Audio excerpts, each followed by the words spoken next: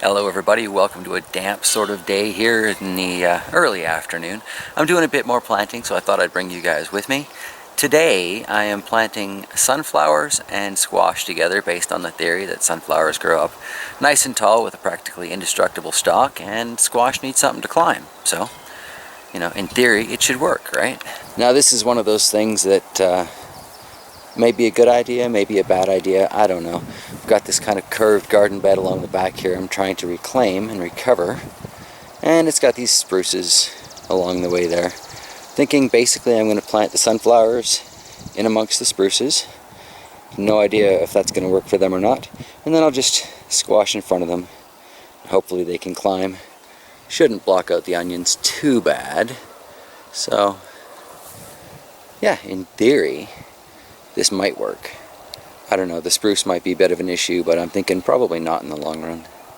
Anyway, so on this damp afternoon, it's time to get some raking done, pull some weeds, see what I can clear up. Fairly quick run over with the rake later. Apparently I need to do a run to the compost pile, get this out of my way, but there we go. A lot of weeds to pull and or clip. We shall see. Found a lot of this one particular type of tree, bush, I don't know, popping up all over the garden here. No idea what it is, so I'm going to clip it out for now. Might leave a few of them to grow if I find them in an odd location, as in not in a garden bed. Is it just me, or is it always kind of rewarding to see the pile of weeds when you're done with any given area of the garden bed?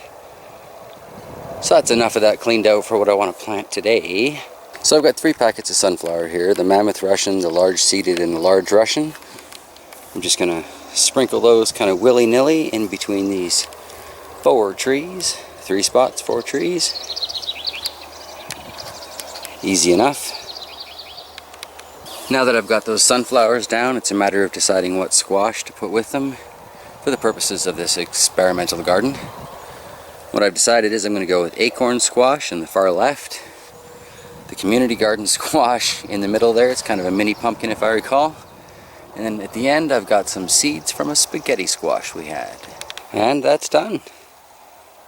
Now, as fun as that is, that leaves the front part of this largely unplanted.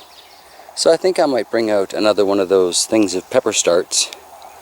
Just kind of line them up along the front here. So since the other pepper starts that I put out seem to be doing fairly well, comparatively speaking, I've got 4 more little containers of starts here. Gonna add them to today's garden. Not sure how that's all gonna combine, but we'll see. I can weave the squash through the stems, I guess. So first up here I'm putting in the last of the Peter's hot peppers. I planted a row of, I believe, 15 of these in the front of the windmill garden. Left me a few to play with here. So why not? Well, that's nice. They don't show up very well on the camera here, but got 8 more peppers planted from the Peter's peppers. Hopefully there should be some nice hot ones in there this year. We'll see how the season grows along. Next up we've got some seeds I saved from the El Jefe pepper. Not a lot of these that made it, but hopefully we'll get a good harvest out of the ones that did sprout. Try again next year. So that's not bad. That worked out to another 7 little El Jefe seedlings for me here. We're in front of the second patch of sunflowers and squash. Coming along nicely. Next up we've got some crimson red peppers. I picked these up as starts last year, saved a few seeds. I'm glad I did, because when making the powdered paint for this year, these peppers dried up to a beautiful rust red. So let's get these guys into the soil and hopefully giving me a bumper crop. And then for this final patch here, I think I'm just going to plant some more of those red demon hot peppers. I've already got a few of them out here, but more is always good. Such a delightfully spicy little pepper. Alright, so it turns out I put 25 little pepper seedlings here. Definitely feel much better about how this garden space is being used now. Be curious to see how it all works out with the squash and the sunflowers and the peppers.